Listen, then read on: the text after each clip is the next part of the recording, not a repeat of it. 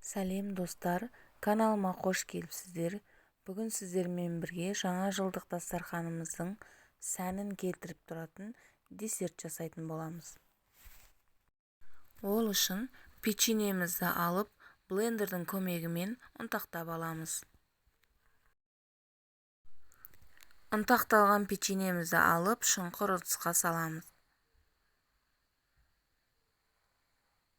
Үстіне какао, бөлме температурасында еріп тұрған сары майымызды қосамыз.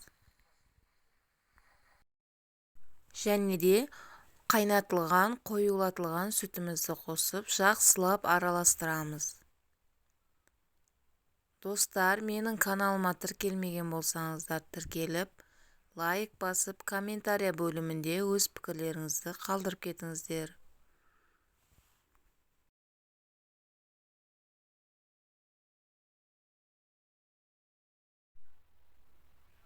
Бізге осындай кукуруз қауырсындары керек болады. Енді біз қоспамыздан конус формасын жасайтын боламыз. Видеода көріп тұрғандарыңыздай. Міне осындай.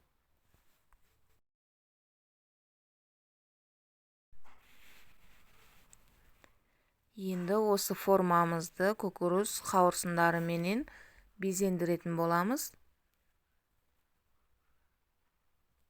Міне видеода көріп тұрғандарыңыздай. Өте әдемі. Жаңа жылдық және де мерекелік дастарханымызды сәнін келтіретін болады.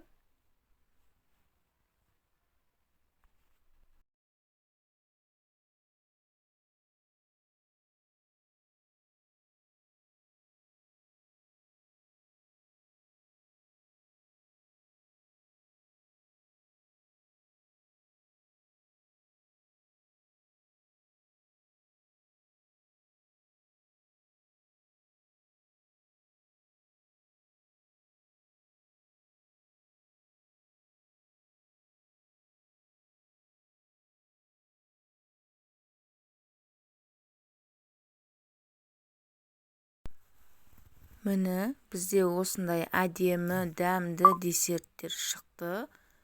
Видеом ұнап жатса, сіздер жасап көріңіздер. Видеоның соңына дейін болғандарыңыз үшін рахмет.